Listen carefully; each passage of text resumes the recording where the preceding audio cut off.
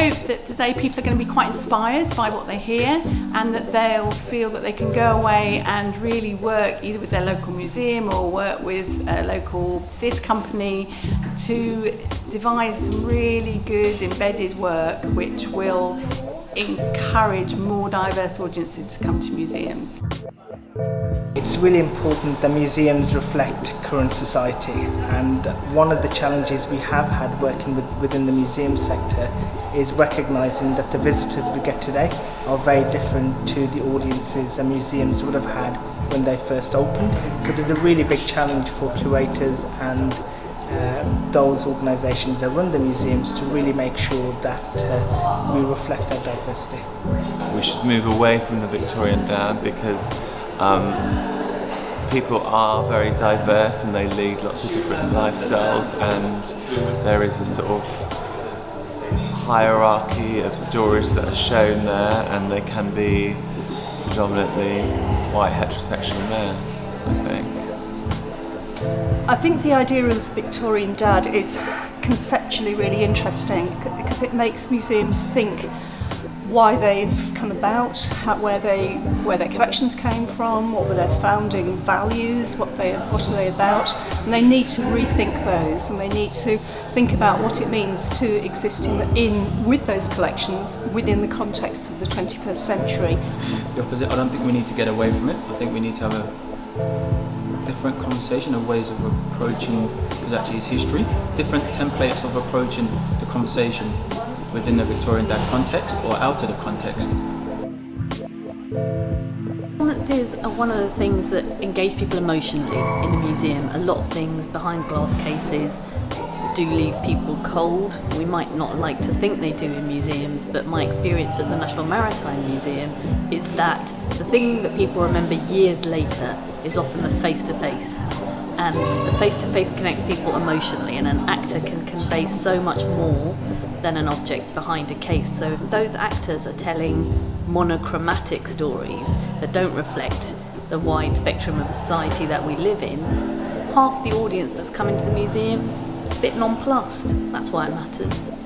We should have more diversity of performance in museums because we should have more diversity in performance across the board, and I think that museums in particular are stuck in a culture where they don't go into that area of diversity in the way that they should be going into it. It's a very white middle class kind of old-fashioned place that a lot of people don't always attend unless they have been brought there because of school groups, and I suppose diversity in performance will open up those doors to museums for other groups to come and enjoy it and give other voices to museums. I think it's really important that museums transform themselves to become much more vital, much more alive, much more diverse, having a richer range of experiences that they invite people to be part of.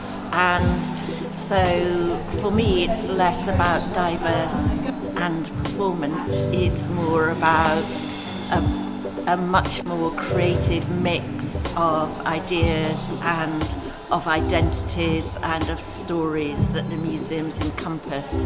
I think it's really important that museums are programming diverse performances because of the nature of their audiences. And I think it's a way of being able, diverse audiences being able to access the different narratives in a much more lively, exciting and imaginative way. Museums hold so much information and so many stories, and as humans we've got really used to taking in information quickly, but what we don't always do is allow ourselves the time and space to engage with something on a sort of deeper emotional and spiritual level. And I also think audiences are changing and quite often want something a bit more experiential and immersive. So performance can really help in terms of finding different ways to explore those stories and what those stories could mean to contemporary audiences.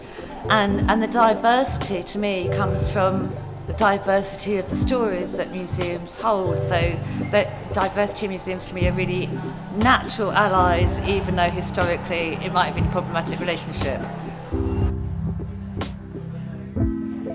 I think museums can learn from today's conversations is actually talk to artists. Let's have a shared conversation, because essentially we want to be in there and they want people in there. So we feel as artists we can bring people into the museum by animating.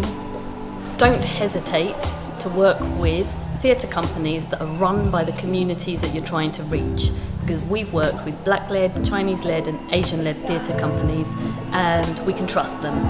We can trust them not to be nervous of being over polite or telling difficult parts of those stories, because they are from those communities and they know that Black, Asian, Chinese people are just like everybody else, warts and all, and they'll go straight to the heart of the story without messing about.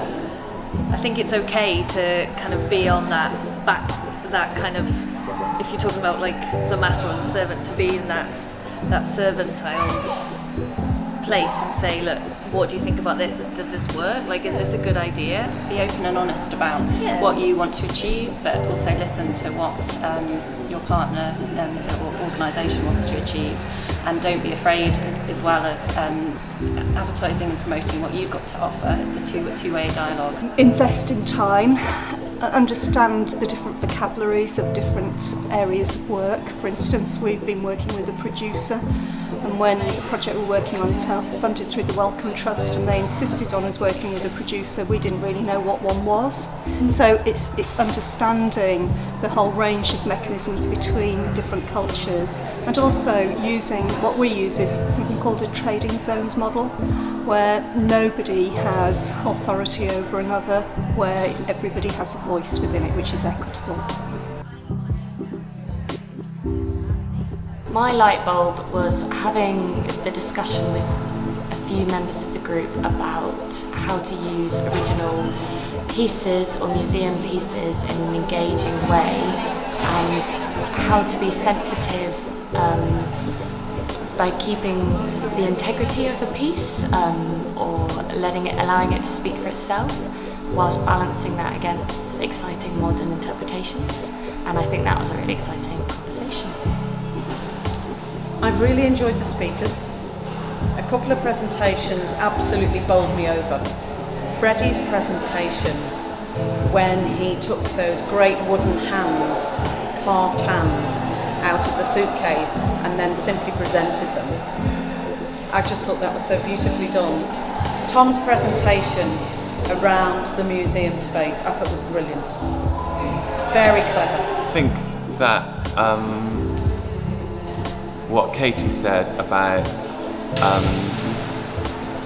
getting people that work in museums and program work in museums to see more performance is a really good idea, because then they can develop their own taste. Julia McNamara, she did that exceptional Extraordinary Bodies, and she did some performances in museums talking about in the medical museums, and I thought that was completely eye-opening and touching and emotional, and yes, I want to know more. For me, today's been really unique in terms of bringing museum colleagues together with those artists who work within the performing arts sector, and you recognise that even though you work in slightly different ways, you have a lot in common, and by working together you can reach the audiences that you're both interested in and create value for each other. But for me, the key thing about today was that what performers and museums have in common is stories, and if you can work on those stories, you can create something really powerful which will have real meaning and resonance for visitors.